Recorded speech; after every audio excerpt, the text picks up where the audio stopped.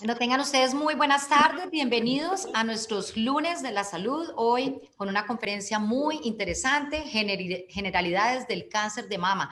A propósito, además de que hoy se celebra en el mundo, a pesar de que octubre es dedicado a esta enfermedad en el mundo entero, pues digamos que se ha seleccionado el 19 de octubre como el día oficial, donde la gente está pensando en cáncer de mama, en ver cómo prevenimos esta enfermedad. Bueno, antes de ir con la doctora Olga Marcela Urrego, quiero contarles a todos nuestros socios, a sus invitados, a las personas que están conectadas, que el Club Campestre en octubre está en un Cristina, aniversario más de vida institucional. Estamos cumpliendo ya 90 comenzó. años.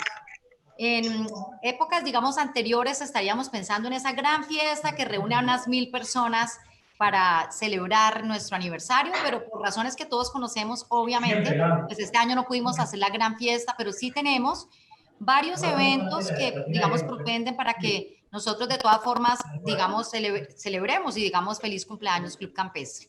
Bueno, vamos a seguir, por supuesto, con nuestras conferencias. Mañana en Campestre Virtual tenemos una conferencia bien interesante sobre bienestar financiero como pilar del bienestar integral. Es una conferencia con Luis Alberto Chávarro Medina, donde se van a tocar temas como inteligencia financiera para no financieros, las finanzas saludables en la pospandemia, cómo ahorrar hasta el 50% en su crédito de vivienda con la ley 546, entre otras temáticas. El miércoles tenemos en nuestros miércoles musicales, Barenboim dirige la Filarmónica de Berlín a las 4 de la tarde vía Zoom.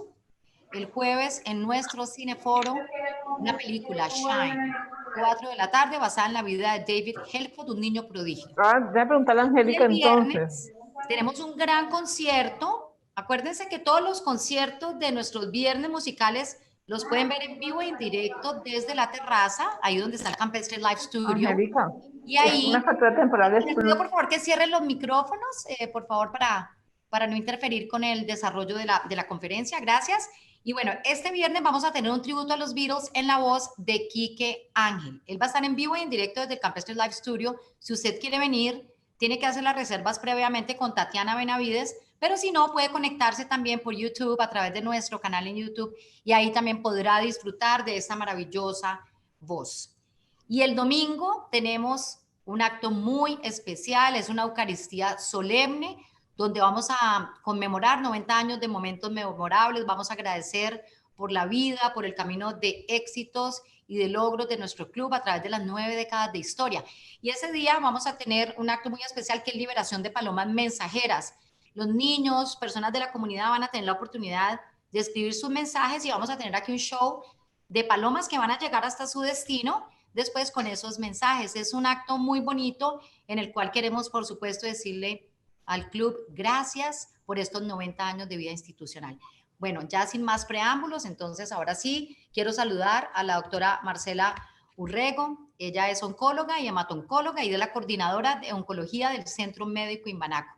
Bueno, doctora, hoy estamos en el mundo entero, digamos, recordando el compromiso de la sociedad en la lucha contra esta enfermedad y por supuesto la Organización Mundial de la Salud hace eventos todo el mes de octubre y nosotros en Colombia también.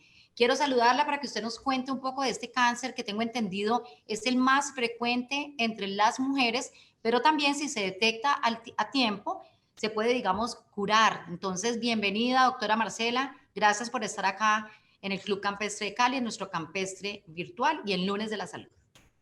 No, muchas gracias a ti por la invitación y a todos los que están asistiendo en este momento. Me dices si con el tapabocas me escuchas, es que estaba en consulta, entonces no sé si pueda retirármelo.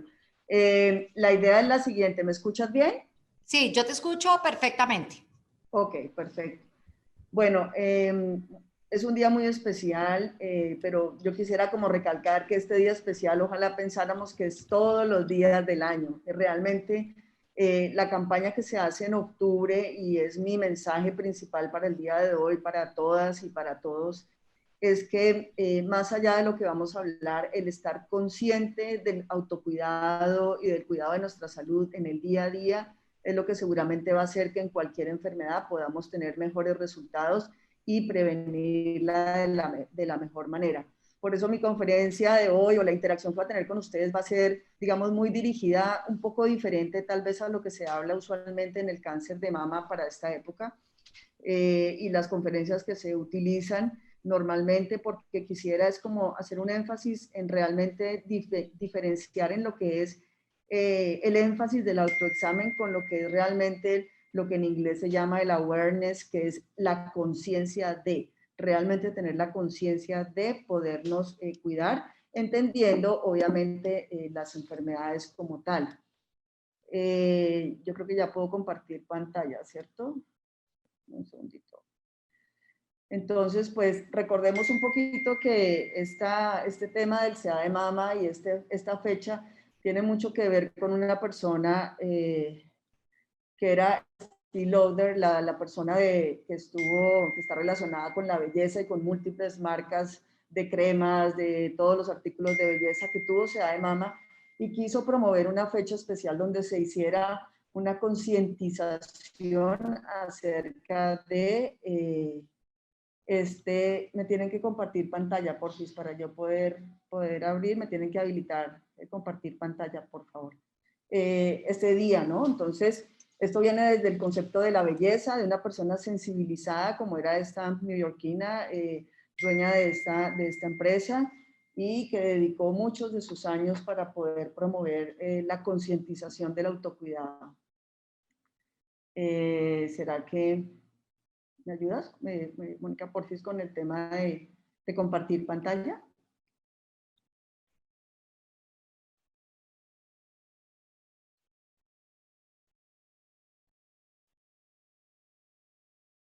¿Sí? ¿Me la habilitas? Ahí en la flechita verde, de pronto. No te estoy escuchando. Sí, Sebastián, te pido el favor de que le habilites a la doctora, por favor, para que ella pueda compartir.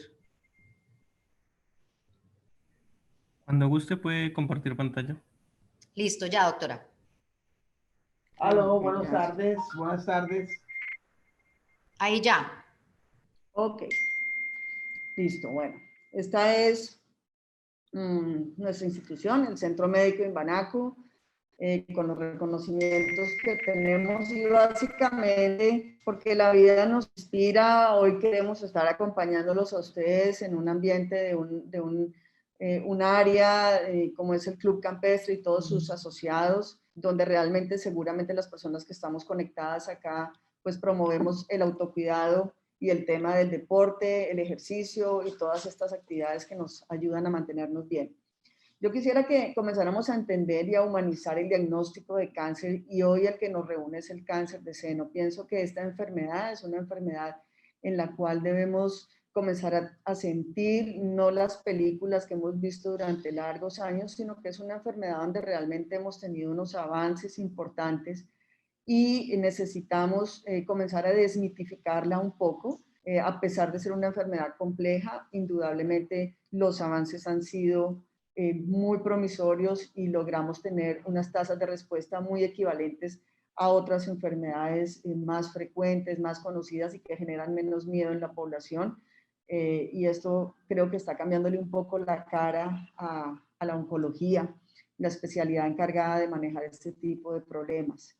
Vamos a hacer una agenda en relación a estos temas, cómo está el mundo, cómo está nuestro país, los factores de riesgo en relación al cáncer de mama, el autoexamen que al fin sí, al fin no, uno como que escucha por todo lado una cosa, en las noticias dice una cosa, el periódico dice otra, los médicos decimos otra, el ginecólogo dice una cosa, el mastólogo dice otra cosa.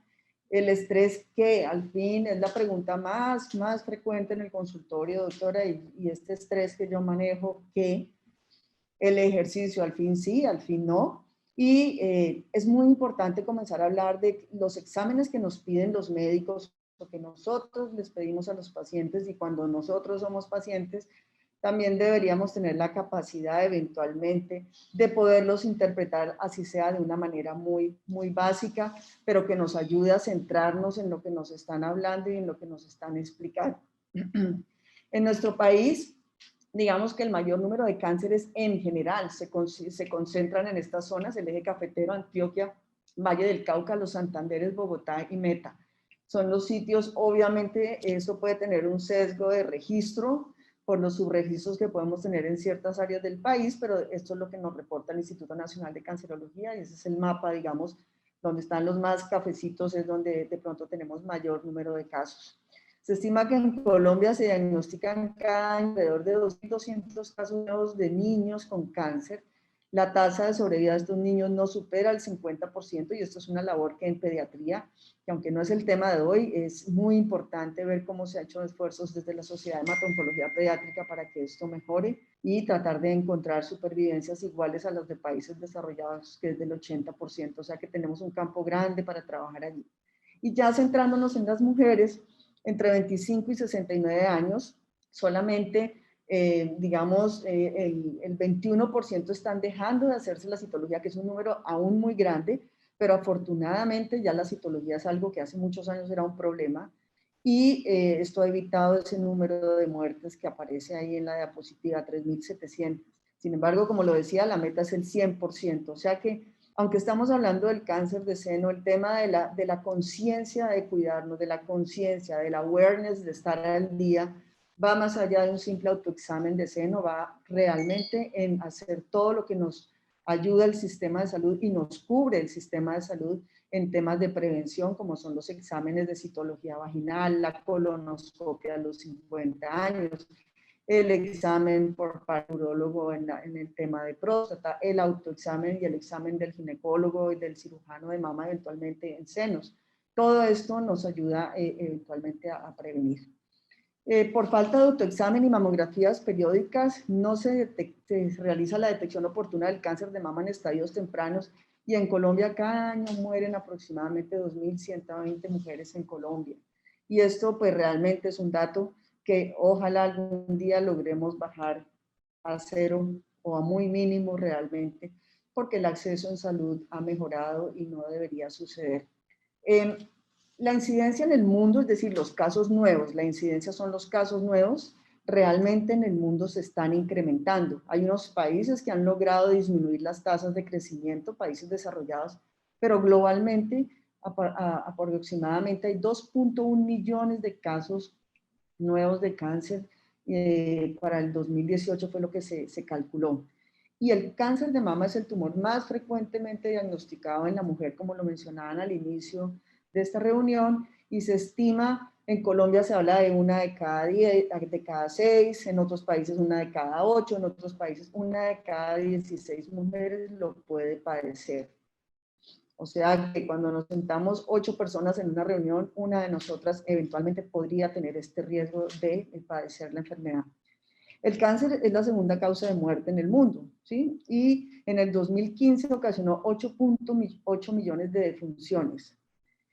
Eso es el cáncer en global, ¿no? Casi 1 de cada 6 defunciones en el mundo se debe a esta enfermedad. Luego, como lo hemos visto en la parte social, ya antes era muy raro tener un familiar con cáncer, un amigo con cáncer. Realmente ahora lo raro es no tener a alguien conocido con diagnóstico de cáncer. Y esto se debe a varios factores que vamos a mencionar posteriormente. Y desafortunadamente, esto sucede sobre todo en los países de ingresos medios y bajos, donde la mortalidad por esta enfermedad de manera global es muy alta. Cuando uno piensa en factores de riesgo, en cáncer de mama, ya centrándonos específicamente en cáncer de mama, pues el principal factor de riesgo obviamente es ser mujer. El 99% de los tumores se presentan en mujeres, pero no olvidemos que el 1% de los cánceres de mama se pueden dar en el hombre porque ellos tienen tejido mamario detrás de las areolas o los pezones que se tienen. Entonces, no es una enfermedad única y exclusiva de la mujer y esto es importante cuando hay cambios en las areolas, en los pezones de los hombres o sensaciones de bultos o masas, es muy importante consultar inmediatamente porque esto no es normal y en ellos usualmente es más fácil de detectar. Y nuestro mayor factor de riesgo, ¿cuál es? No es otra cosa sino la edad. Hoy precisamente una paciente me decía, pero ¿por qué me vino a dar a mí esto si yo no tengo antecedentes familiares? Yo no tengo ningún tipo de vicio, yo hago ejercicio, voy al Bodytech 30 veces al día, o sea, Y yo le decía, pues tienes 52 años, el factor de riesgo más importante es la edad. Después de los 40 años, el 95% de los cánceres de mama se dan. Es decir, ya pasar la edad de los 40 años comienza a ser por sí mismo un factor de riesgo.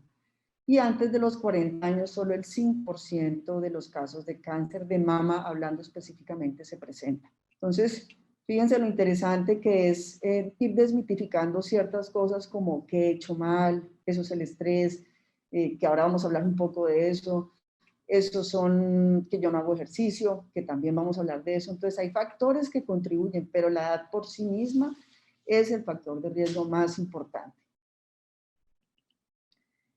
Y la edad no solamente es el cáncer, entonces pues no podemos mitificar la edad porque en ella también tenemos múltiples y una de las enfermedades que se puede dar es el cáncer, pero fíjense, esta pérdida de masa muscular que deteriora mucho la calidad de vida también, la osteoporosis, las enfermedades de tipo demencia, que realmente cuando yo hablo con los pacientes me pregunto, y no es de ninguna manera para entrar a comparar, ni mucho menos, pero hay enfermedades muy difíciles. Por ejemplo, una demencia es una enfermedad tal vez tan desgastante y tan compleja como lo es un cáncer. Entonces, no es tratar de ver simplemente que el cáncer es una enfermedad que nos confronta con nuestra existencia y la mortalidad que podemos tener, que además es lo único seguro que tenemos en la vida, sino que la calidad de vida no se nos deteriore. Y fíjense eso que está escrito en esta diapositiva, cómo deteriora la calidad de vida a otras enfermedades que de pronto no nos suenan tan graves como una diabetes, como una infección, susceptibilidad a las infecciones, que perfectamente uno puede fallecer por eso, como una falla renal y una diálisis constante, como un evento cerebrovascular. Luego, calidad de vida se deteriora por muchas situaciones, no necesariamente solamente por el cáncer. Entonces, cuando uno pone en contexto esta situación y pone el cáncer de mama como una patología que se está dando, pues obviamente por la edad, lo que decíamos, comienza uno a pensar, ¿cómo hago yo para tratar de ayudarme para que esto, por lo menos, lo detecte muy temprano, no se me pase, no tenga sentimientos de culpa, de estar descuidado en mi salud? Y viene algo que no sé si ustedes tienen o no esta duda, pero es si el autoexamen al fin sí o no. Entonces depende del que le esté hablando a uno. Uno puede ver 4 palitos de un lado o el otro decir no, son 3. Y quedarse amarrado en esa discusión, y esto desde el punto de vista científico sí que lo tenemos en las juntas de mama, porque realmente la evidencia científica no ha logrado demostrar que el autoexamen haga que las personas vivan más. Me explico. Si hacer el autoexamen en un estudio en China donde se tomaron casi 230,000 pacientes, personas sanas, no se demostró que hacer el autoexamen impactara en que las personas que se les diagnosticó el cáncer vivieran más. Es decir, que si yo me hago el autoexamen y detecto mi cáncer de mama, eventualmente voy a vivir más por esto. Eso no se ha demostrado, pero eso no quiere decir que el autoexamen no sea útil, y el autoexamen se tiene que seguir haciendo y se tiene que seguir fomentando, no con la intención de demostrar que es una medida que mejora el pronóstico de la persona. No sé si me estoy haciendo entender. Es decir, que si yo me hago el autoexamen voy a vivir más en caso de que me dé esta enfermedad, no. Pero sí la enfermedad temprana y la detección temprana sí impacta en el pronóstico. Entonces, es una medida que va de la mano con este concepto. Una cosa es todas estas pancartas que conocemos de autoexamen, ¿sí? Que nos dicen cómo, que de manera longitudinal, que de manera radiada, que del pezón hacia afuera, que concéntrico al pezón, que tenemos que estar en la posición de pie frente a un espejo, que ojalá cuando nos estemos bañando, que palparnos muy bien toda la zona mamaria, que utilizar estos 4 dedos, ¿sí? Todo esto que ya tenemos cada vez más, digamos, que se promueve cada vez más en las redes, en todo lado, pues es algo que es, digamos, relativamente fácil de interpretar y de hacer, pero el problema no es este, el problema es que aquí como en Pinocho, este jovencito que era la conciencia de él, nosotros tenemos que tener la conciencia de por qué nos hacemos esto y hacerlo, ¿sí? Porque está demostrado, y yo les pregunto hoy a las mujeres que estén reunidas con nosotros, ¿cuántas nos levantamos y sabemos exactamente cuándo hacernos el autoexamen? Y esta conciencia, ¿sí? Este Pepe Grillo, esta conciencia que nos hace tener la claridad de hacer este autoexamen más allá de la técnica misma, que obviamente es muy importante, pero más allá de eso, es lo que nos ayuda a poder entender qué podemos eventualmente lograr haciendo el autoexamen, ¿sí? Que es detectar una enfermedad un poco más temprana. Y en eso sí podemos impactar porque la ciencia está avanzando y no es lo mismo consultar con un tumor de 4 centímetros a consultar con un tumor más pequeño. Es clarísimo que la mujer es la primera en detectar los cambios en su seno, eso no hay duda. Entonces, tenemos que dar este pedazo de la conferencia en que tenemos que conocer la apariencia y la forma normal de nuestros senos. ¿Y eso cómo lo hacemos? Desafortunadamente este año no pudimos hacer la actividad de yoga, pero yo quiero que ojalá la puedan recrear las personas que la han visto y si no, simplemente cierren los ojos un minuto, piensen que hoy se levantaron de su cama, se fueron al baño, lo primero que uno se mira es al espejo y dice, uy, cómo amanecí de fea hoy, o cómo amanecí de bonita hoy, bueno, como se ve a uno, y uno comienza a desvestirse, ese es el momento en que tiene uno que mirarse los senos y tiene que hacer su inicio de autoexamen, mirar que poner sus manitos en la cintura, mirar qué tan simétricos están, cómo está la forma, cómo están los pezones, y inspeccionar con la visión la parte de la piel y comenzar a hacer, obviamente, la palpación que estábamos mencionando. Determinar si palpan una masita, si hay una bolita dura como una lenteja, un frito debajo de la piel, si la piel la notan más gruesa, si debajo de la axila, al meter los deditos en el hueco axilar, encuentran unas masas, si se ve hinchazón, calor, si se oscurece la piel, si hay cambio en el tamaño o en la forma del seno, si se ven hundimientos en el seno o arruguitas en la piel, si hay un sitio que rasca, que no cicatriza, como una llaguita, como una úlcera que no mejora, y sobre todo es a nivel del pezón o rasca muchísimo, pues también consultar por esto. Si hay el hundimiento del pezón sin que sea esto algo congénito, que uno lo traiga desde la niñez o desde la adolescencia, pues realmente es algo que llama la atención porque hay algo que está retrayendo, está jalando ese pezón hacia adentro. Que haya una secreción por el pezón, que no sea una secreción que se pueda dar eventualmente durante la vida sexual, digamos, se puede haber estímulo de los pezones, esto ocasiona algunas secreciones blancas o cerosas, blanquecinas y transparentes. Digamos que dentro de la vida sexual también está la estimulación de los pezones, entonces hay que tener en cuenta que uno no esté sobreestimulando el pezón, pero una secreción repentina del pezón de sangre de algún color que no sea, digamos, y que no haya una relación con un estímulo del pezón, debe ser consultado inmediatamente. Y por supuesto que el tema del mito del dolor, si hay un dolor reciente y persistente en alguna parte del seno, también se debe consultar. Estas son las cosas que estábamos hablando, el hundimiento del pezón o de otras partes, la secreción repentina del pezón, el dolor reciente y persistente en alguna parte de la glándula mamaria, la picazón o el enrojecimiento o la carachita o en el pezón, hay que consultar. Los depresiones en la piel, acuérdense la piel de naranja, uno toma la piel entre los dos dedos y la piel está gruesa, se le hacen como hoyitos chiquitos, como huequitos, como los huequitos de una naranja, por eso se llama así. El cambio en el tamaño, que haya una asimetría entre la línea de los pezones, claramente aquí esta gráfica lo muestra, y los cambios a nivel del piel, como el enrojecimiento o el oscurecimiento de la piel. Ahí. Entonces, cuando uno comienza a hacer conciencia de que esa parte tan básica del autoexamen, y yo preferiría decirles más que autoexamen, es el conocer los senos nuestros. Yo no le pondría la parte de autoexamen, sino el autoconocimiento, la autoconciencia, si se pudiese decir así en español de manera adecuada, de hacernos realmente conscientes, valga la redundancia, de nuestro ser, de nuestro cuerpo, pues ayuda a que los avances científicos pues colaboren con mejorar la supervivencia y el pronóstico de los pacientes.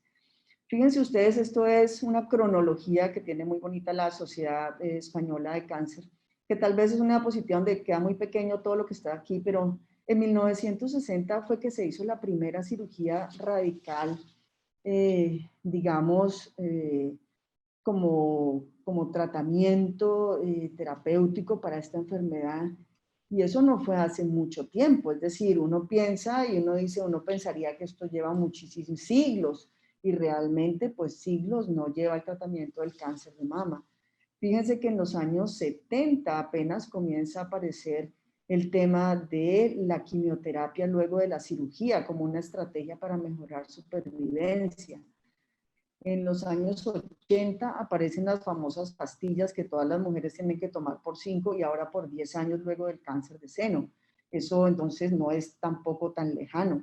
En los años 90, cuando yo acababa mi medicina, comienzan apenas a implementarse, por ejemplo, en España los programas de detección.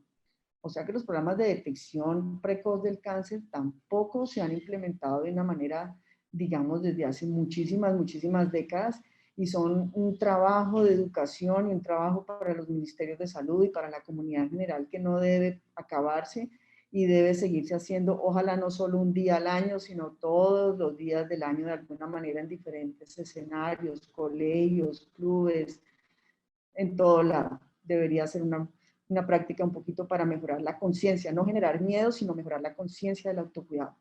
Y aquí en el año 2000 comienzan lo que se llaman los estudios de inmunohistoquímica. Aquí comienza a caracterizarse mejor la enfermedad desde el punto de vista científico y molecular. Es decir, el tumor de seno tiene una célula que nosotros tenemos que aprender a ver desde diferentes maneras.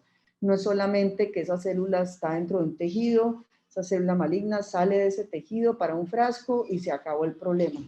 Estas células malignas pueden estar microscópicamente persistentes, tienen unas características, así como tenemos nosotros el color del cabello, el color de los ojos, ellos tienen unos receptores, como vamos a ver, y eso ha hecho que se desarrollen terapias dirigidas en este sentido para tratar de contrarrestar y mejorar la supervivencia de los pacientes con cáncer de mama.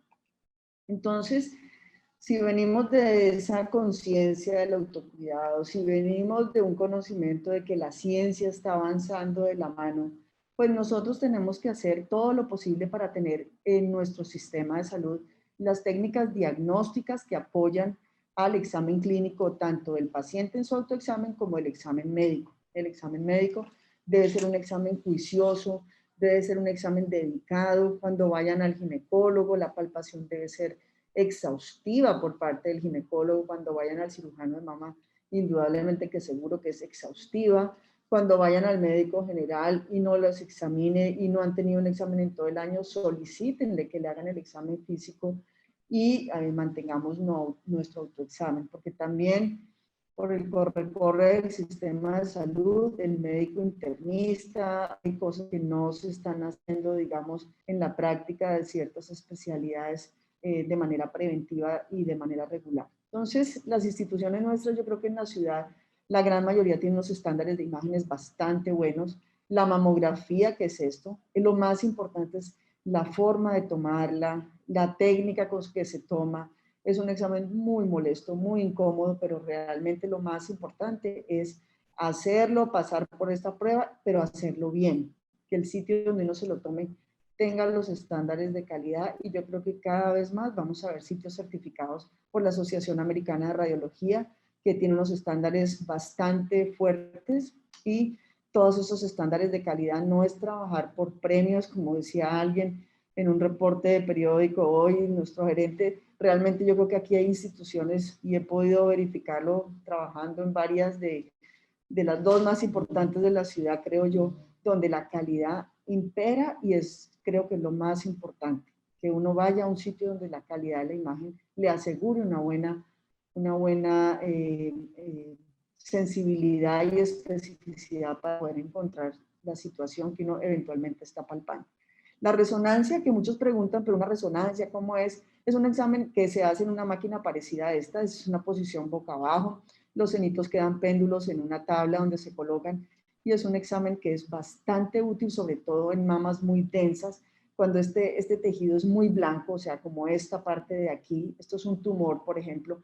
Imagínense si el seno de esta foto de mamografía fuera súper blanco, pues esta imagen se pierde, eso es como buscar un avión en medio de las nubes, no se puede ver nada. Entonces, cuando eso no se puede ver, hay varias técnicas, una es la tomosíntesis y otra es la resonancia eventualmente, y en mujeres muy jóvenes, que es donde tenemos el tema de los senos densos, y sobre todo mujeres menores de 40 años, la resonancia es bastante útil y en ciertos tipos de patología mamaria. El PET, lo preguntan muchísimo, pero doctora, hágame un PET, pero doctora, hágame un PET. El PET no está estandarizado para encontrar el cáncer de mama. Es una técnica que nos sirve para de pronto saber la extensión de la enfermedad cuando la enfermedad ya muestra unos cambios en otros sitios, pero no es un examen estándar de ingreso. Lo estándar es la mamografía, la ecografía mamaria, la tomosíntesis, que es otro tipo de mamografía, digámoslo así, y la resonancia de mama para poder estudiar el seno. ¿Y qué podemos encontrar? Podemos encontrar un tumor que esté localizado. Fíjense, la glándula mamaria tiene grasa, acá está el pezón, esto lo forman unos ductos y lo forman unos lobulitos que están aquí. Y este tumor que está localizado puede o no ya haber viajado. Fíjense que aquí están los ganglios de la axila y hay otros ganglios que están por aquí y hay otros ganglios que son los mamarios, que son los que van como paralelos al esternón.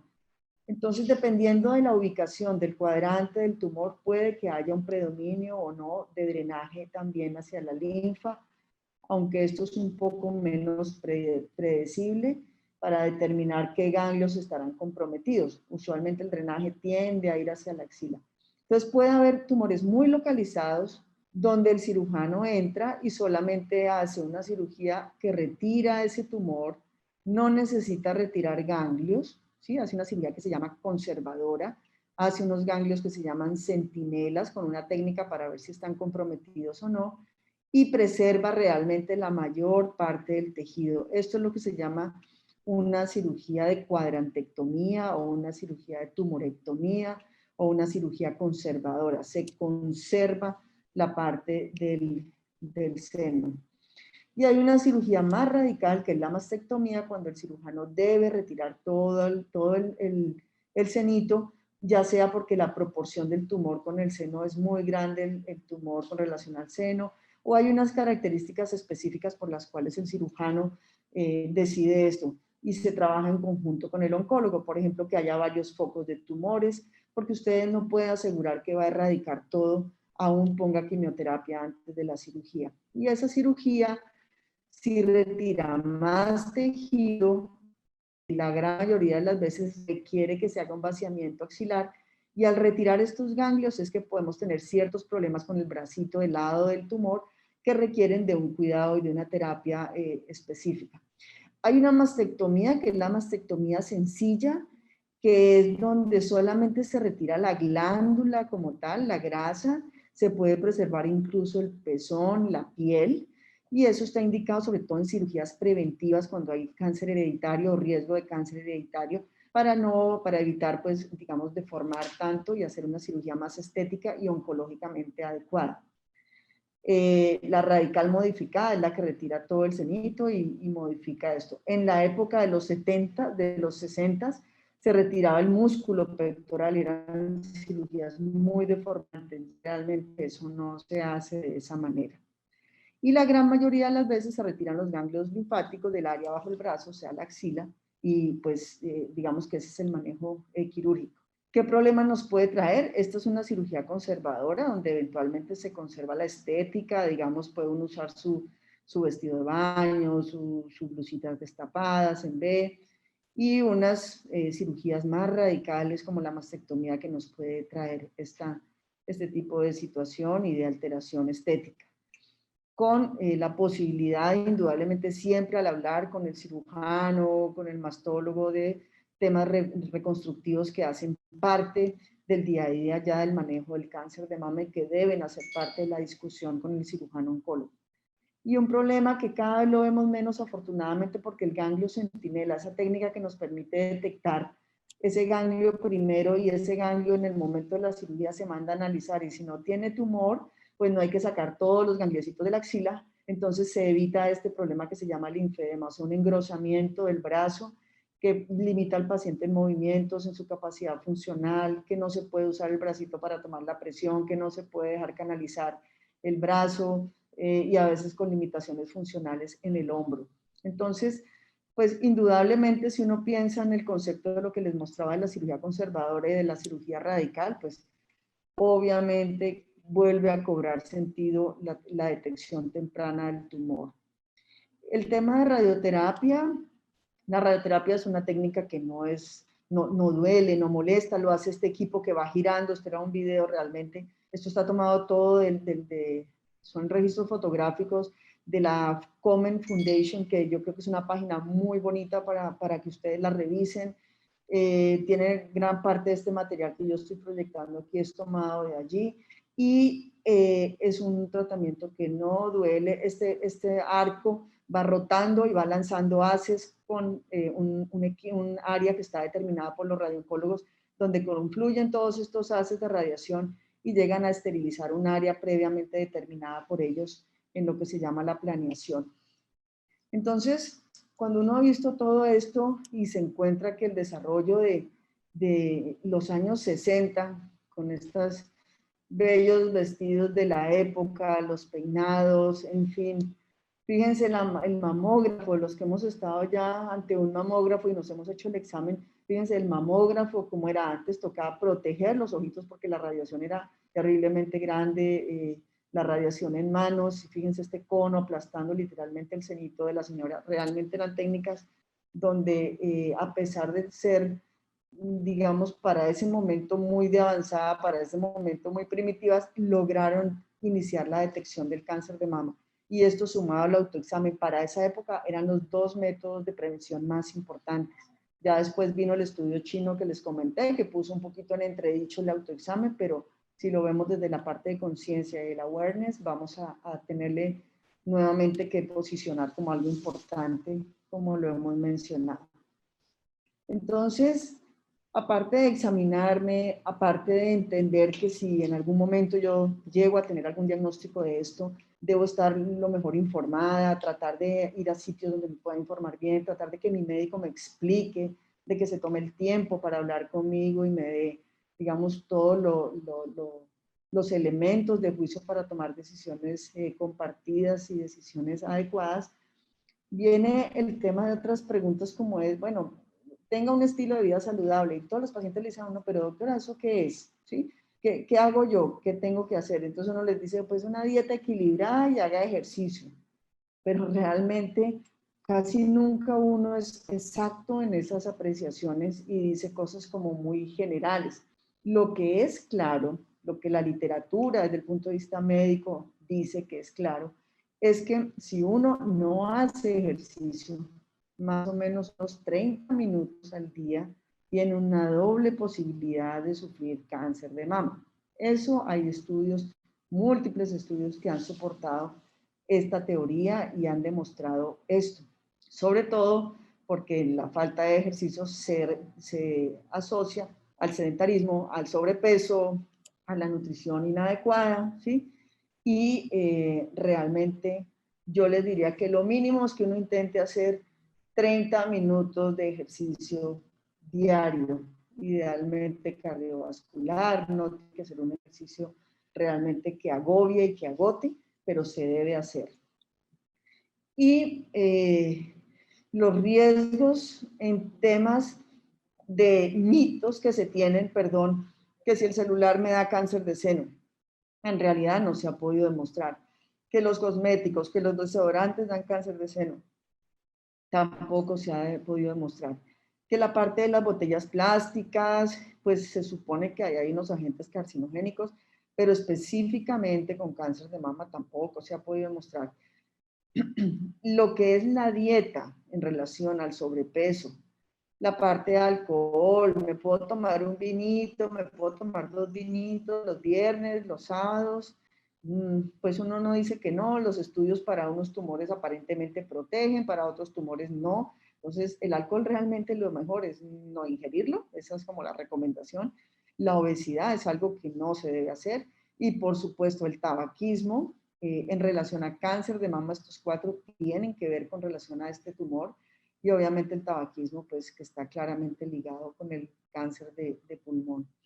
Y los rayos ultravioletas, el cáncer de piel, que es, como mencionábamos al comienzo, tal vez el tumor, el órgano más grande que es la piel y el más frecuente. Entonces, las medidas que el mundo trata de tomar, y esta es una fuente que es tomada del Código Europeo contra el Cáncer, esto lo usan en Europa en todos los países. Y a mí, digamos que Estados Unidos, obviamente nosotros tenemos una medicina muy, muy occidentalizada, pero me parece que la medicina europea realmente nos apoya cosas más viables en nuestra sociedad y nos dan ejemplos como más sencillos para aplicar nosotros.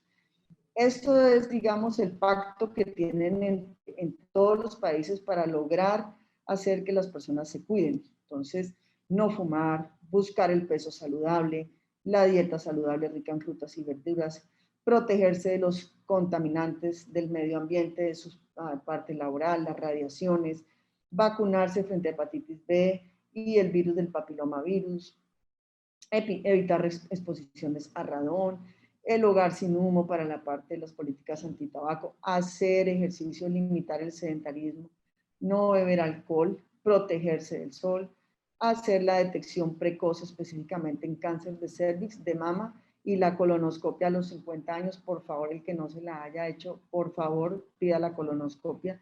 Y las mujeres, tratar de mantener la lactancia materna y limitar la terapia de suplencia hormonal. Es muy importante. Queremos mantener la piel bonita, queremos limitar el tema de la menopausia, queremos disminuir las oleadas de calor, queremos mantener nuestra actividad sexual lo mejor posible, pero la terapia de reemplazo hormonal debe ser vigilada y debe ser prescrita, ojalá por un especialista de menopausia y realmente teniendo todo el cuidado de no sobreexponer a la mujer a esta terapia. Finalmente viene un tema que es bastante, digamos, interesante para mí y es el tema de, ¿será que el estrés, será que lo que la vida nos está todo el día dando como pequeños piqueticos por todo lado nuestro, nos rompe ese globo de la salud y realmente nos afecta? Es decir, el estrés y el cáncer, ¿al fin qué? Al fin sí, al fin no.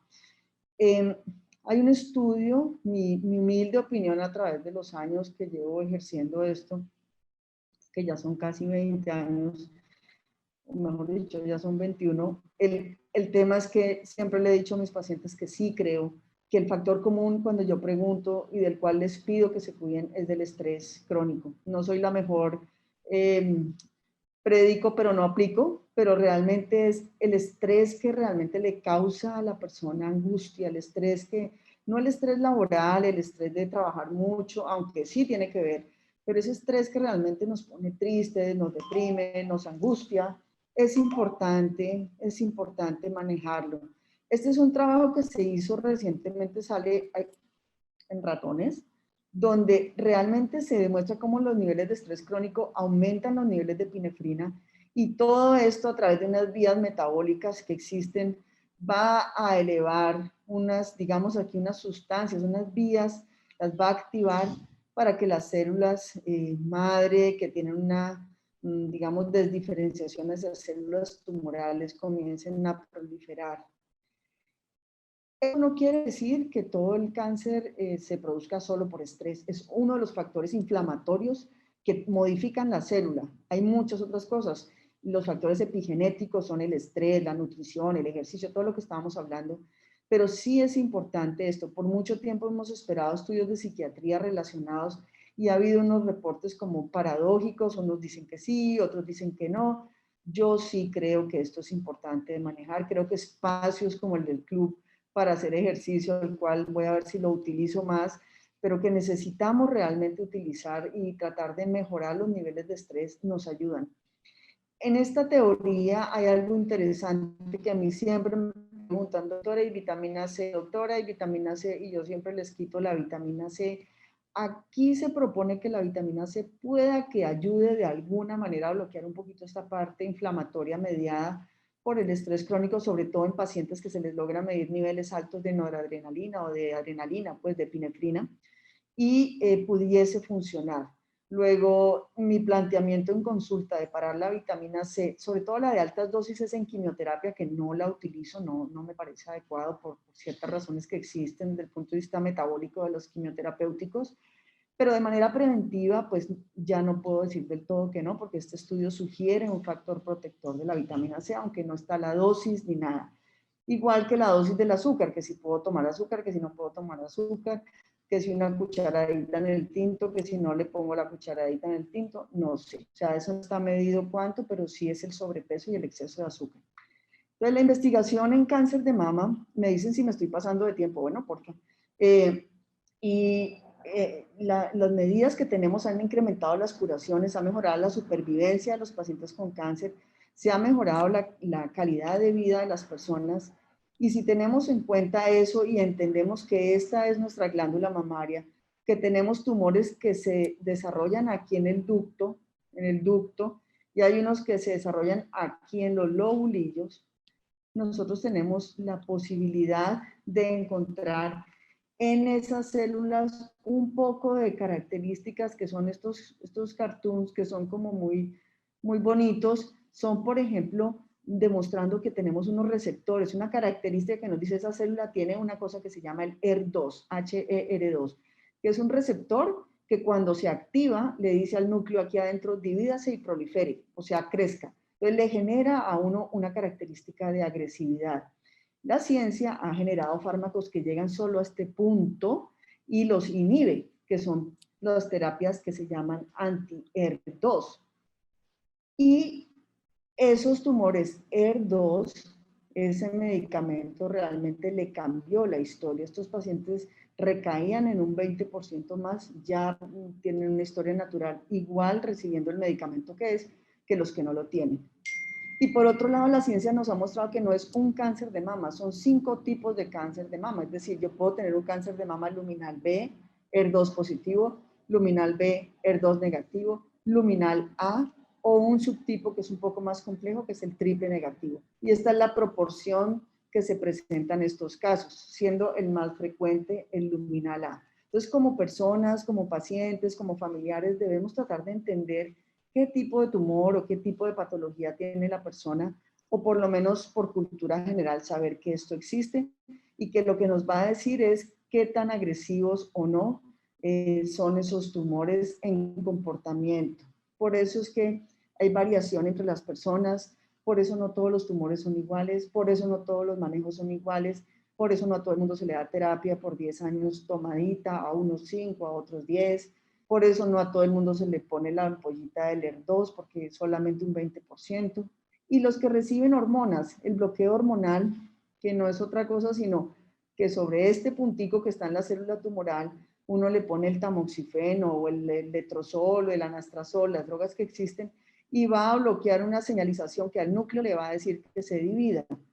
Eso es un bloqueo hormonal, se para como un muro aquí y no deja que los estrógenos y la progesterona interactúen en este punto para que puedan activar el núcleo y se divida la célula tumoral. Entonces, esos dos tratamientos que han sido la parte de la terapia anti-HER2 y la terapia, digamos, hormonal, han sido los pilares de desarrollo en los últimos 30, 40 años en el cáncer de mama, que ha cambiado la historia de esto. Y ahora viene la inmunoterapia. En cáncer de mama triple negativo ya estamos hablando de terapia en los linfocitos, o sea, en el sistema inmunológico, que es el que rodea y protege los tumores para que las células, el mismo sistema inmune no lo pueda atacar, se vuelve como una coraza, el mismo sistema inmune como que se encarga de proteger el tumor. Estas drogas abren esa coraza y hace que el sistema inmunológico se potencie.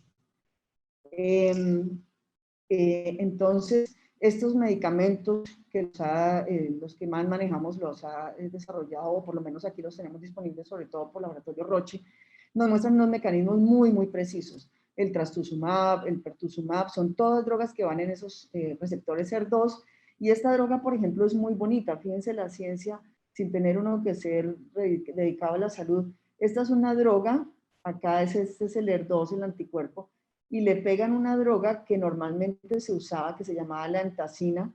Esa droga se usó en los años 60 y se le ponía por la vena a los pacientes y la mayoría fallecían por toxicidad, pero los tumores reducían muchísimo. Pues a esto le hicieron una ingeniería biomédica, le pegaron la droga aquí y lo que hace es que se pega a la membrana se hunde, se come, digámoslo así, el fármaco, y el fármaco adentro libera la quimioterapia y por eso no daña las células circundantes al tumor, sino que actúa, digamos, intratumoral. Entonces, pues cosas que son un poquito como de película, ya las estamos viendo. Y cuando uno piensa y suma el autocuidado más el desarrollo de la ciencia, debe pensar como cuando uno maneja una hipertensión, una diabetes, un infarto. Yo siempre les digo a mis pacientes, cuando yo estudiaba medicina, entrar a una cirugía de corazón era casi despedirse del paciente. En este momento me infarté, bueno, nos vemos el fin de semana después de los stents que te pongan, nos hablamos. Ya realmente es otra manera de ver las cosas. Este desarrollo desde 1896, las primeras cirugías que se hicieron de una manera bastante agresiva, las primeras quimioterapias, la doxorubicina, la famosa droguita roja que todo el mundo le tiene pavor, es la mejor amiga que hay contra el tumor. Desafortunadamente uno quisiera otra amiga, pero es muy, muy amiga, es la que tenemos que tratar de que nos pongan. Imagínense, entró en el año de 1970 y de ahí para adelante todo este desarrollo de medicamentos que nos permiten pensar en hacer una patología lo más continua posible y que pues por supuesto ojalá no la vayamos a padecer nunca, porque pues ni diabetes, ni hipertensión, ni infartos, ni cáncer, ojalá y tengamos una vejez lo más sana posible. Y pasando al último punto, la genética es algo que va a ser muy, muy importante en la próxima década. Van a ver cómo día a día vamos a tener que ir a las consultas de genética cada vez más, no solo por cáncer, por muchas enfermedades, desde la misma hipertensión, los síndromes dislipidémicos. Estos son los criterios para mandar a una paciente a consejería genética. Un miembro de familia con cáncer de mama a la edad de 45 años, un miembro de familia con cáncer de ovario a cualquier edad, la historia familiar, qué pena aquí el error, en un lado de la familia de cáncer de ovario y de mama, la historia familiar de cáncer de mama en un hombre, las familias que tienen ascendencia Ashkenazi con antecedente de ovario o mama, hay una fundación específica para ellos que les apoya a nivel mundial para esto, diagnóstico de cáncer personal antes de los 45 años, y la historia personal o familiar del SEDA de mama bilateral. Cuando es lateral hay que pensar esto. Estos son los genes que están descritos y asociados, no solo el BRCA1 y el BRCA2, hay varios genes, se presentan en esta proporción eventualmente cuando están asociados a alteraciones genéticas. Un 12% de la población puede tener alteraciones genéticas, o sea, no es la mayoría de los pacientes, o nosotros la mayoría no vamos a padecer por problemas genéticos propiamente de estos genes, sino más bien por la edad misma y lo otro que hemos hablado.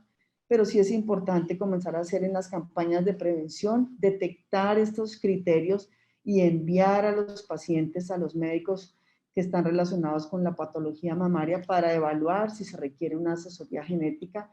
La genética es un área para mí desde el punto de vista como oncóloga que se va a desarrollar muchísimo, mejor dicho, ya está más que desarrollada y va a crecer mucho y vamos a necesitar muchos inmunólogos y muchos genetistas.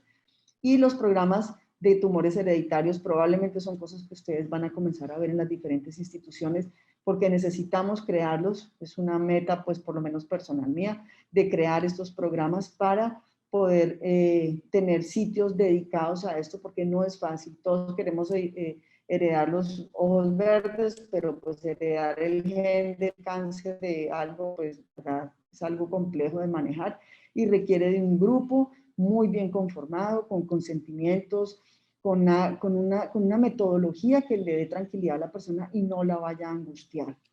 Finalmente, cuando uno mira por qué el autoexamen, la conciencia sobre cuidarnos, es algo que pasa que me encontré esta frase algún día y dije, sí, realmente es como esto, e incluso a las médicas nos sucede. No es que la mujer no sepa explorarse, es que no quiere tocarlo, no quiere saberlo, y es una dicotomía, una incongruencia, pero es así. Esto está escrito por oncopsicólogas que nos demuestran esto. Las terapias complementarias, estas que están aquí, yo, mejor dicho, las promuevo, me parece lo mejor del mundo. Quisiera poder practicarlas todas.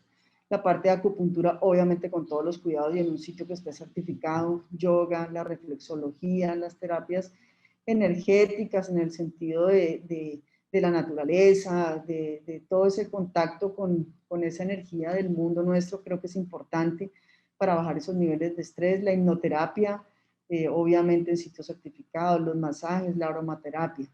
Ya la parte de la medicina complementaria como tal desde el punto de vista terapéutico, con intervenciones de sueros, de medicina un poquito más compleja, considero que es una discusión que se debe tener con el oncólogo, pero el día a día en la persona sana creo que es válido intentar y se debe hacer, buscar estos espacios como donde está sentada esta señora y tener un tiempo para concientizarnos de nuestro autocuidado y del cuerpo. Algo así como un sendero como el del club o algo así para poder disfrutar de un espacio en algún momento y descansar. Con eso yo creo que era todo. Mil gracias. No, mil gracias a usted, doctora Urrego. Muy, muy interesante todos los aportes que usted nos ha entregado y por supuesto ya se suscitan varias preguntas. Aquí tenemos una de la señora Margarita Aragón. Señora Margarita Aragón, ustedes ya pueden prender sus cámaras y pueden abrir los micrófonos si le quieren hacer directamente la pregunta a la doctora Urrego.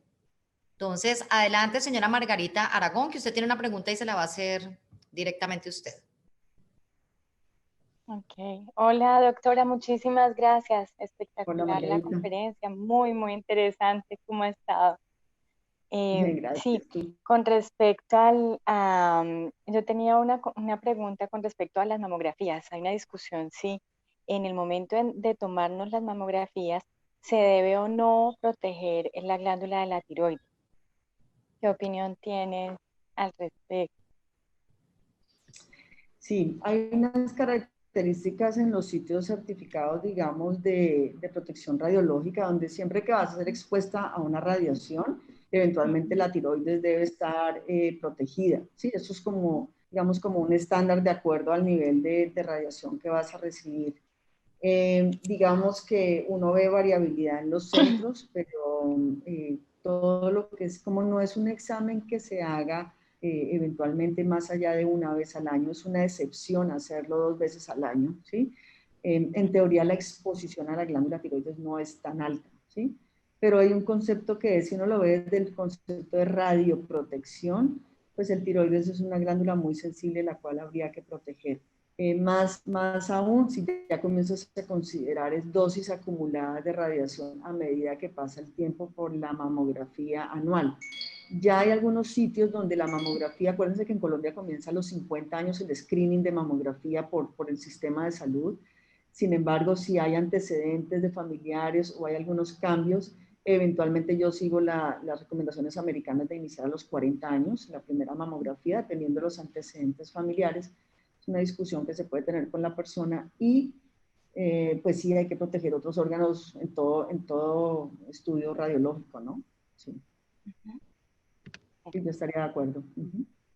Listo, muchísimas Bueno, si gracias. hay alguna persona que tenga otra pregunta, yo mientras tanto quisiera formularle una, doctora Urrego, y tiene que ver con la aparición del COVID. Ha hecho que muchas personas quizá les dé miedo ir al consultorio para cualquier examen de control. Quiero preguntarles si ustedes han notado que ha disminuido de pronto el grupo de mujeres que van a sus exámenes, digamos, de cervix para cáncer, no solamente de mama, sino para otras enfermedades. Y si esto viene sucediendo para este cáncer y debemos alertar porque si no, en un tiempo, el próximo año, posiblemente vamos a ver el reflejo de esto. Yo siempre escucho personas que dicen que no van al médico por ahora hasta que no salga una vacuna. Entonces, posiblemente estamos creando un problema que lo vamos a ver a futuro. No sé si ustedes lo han analizado también.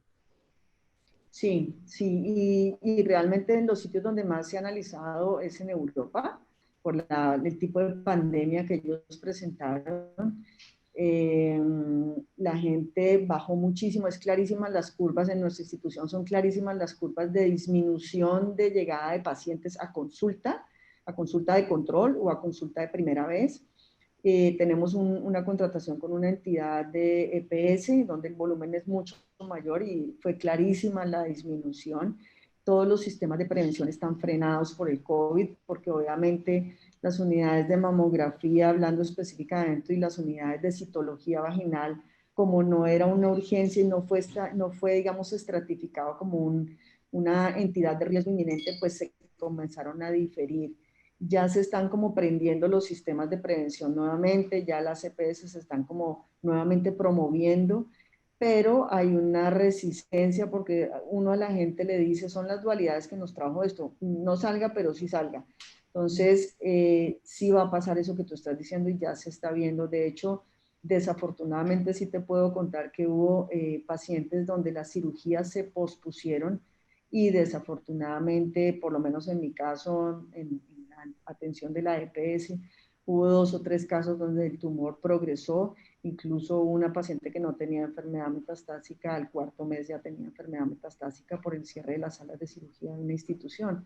Entonces, sí, esta pandemia nos ha dado unos golpes duros y creo que es algo que va a afectar. Yo sí creo que el año entrante, así como en la parte económica, la parte de salud va a tener un golpe también con mucha enfermedad que no estamos esperando, que la vamos a ver tardíamente, mejor dicho. Pero ustedes en Imbanaco han dividido, por ejemplo, las áreas, o sea, de tal forma que le transmitamos una tranquilidad y una confianza a las pacientes, las que están, por ejemplo, en este momento escuchando, que puedan, en cierta forma, multiplicar el mensaje, porque de eso se trata también este tipo de conferencias y es ayudar a crear conciencia. ¿Qué les podemos Claro. decir en el mensaje? Vayan tranquilas que con todos los, me imagino, con todos los cuidados, pues no hay ningún riesgo. Sí, yo creo que las instituciones que manejamos los estándares de calidad en la ciudad tenemos podemos dar el parte de tranquilidad de que las personas asistan. Específicamente en Imbanaco, sí, indudablemente lo más importante yo te diría es como el pacto de honor de que la persona que viene a la institución realmente no tenga ningún síntoma relacionado al COVID. Es decir, lo único que realmente se pide es eso y obviamente están todas las medidas de limpieza, de cuidado de la institución que debe mantener. Ha sido muy interesante. Yo estoy en un registro nacional de pacientes con COVID, donde el manejo de nuestra sala de quimioterapia, por ejemplo, realmente solo tuvimos un paciente que no lo adquirió en la institución y afortunadamente hasta el momento, y espero seguir así invicta, no he tenido pacientes míos con esta dificultad. Ya se sabe un poco más que los tumores sólidos, es decir, los pacientes que tienen, por ejemplo, cáncer de mama, estas quimioterapias no se afectan tanto, digamos, la mortalidad no es tan alta como los tumores hematológicos, donde hay que tener muchísimo cuidado es en las leucemias y los linfomas. Estos pacientes y obviamente trasplante de médula, en este momento la unidad, por ejemplo, la tenemos llena, nunca tuvimos un paciente con COVID complicado, y se toman todas las medidas preventivas, pero sí, la comunidad tiene que salir a sus estudios de screening, tiene que volver a las consultas de medicina interna, de hipertensión, de diabetes, porque eso sí está llegando a todo el mundo descompensado. Ok, bueno, quiero preguntarle a alguien, la señora Amparo, ¿alguien va a preguntar?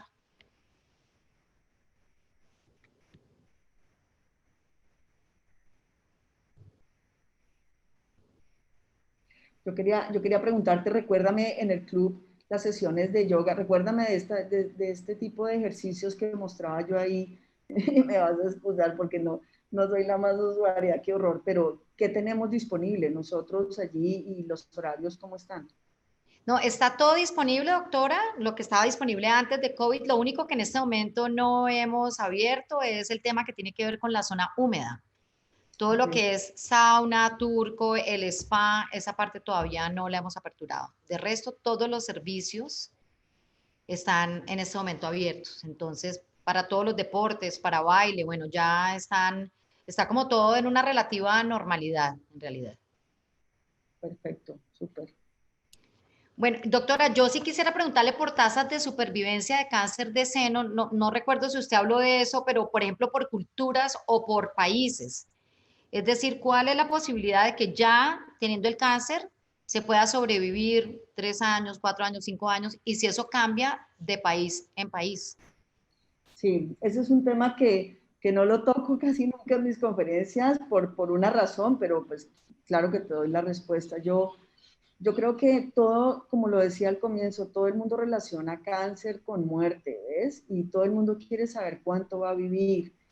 Y yo quisiera proponer que el cáncer no hay que verlo relacionado con la muerte, es decir, tú te infartas y tú no le estás preguntando al cardiólogo y cuánto más voy a vivir, y esas tasas de supervivencia también están descritas, o me dio hepatitis B, cuánto voy a vivir, ¿ves?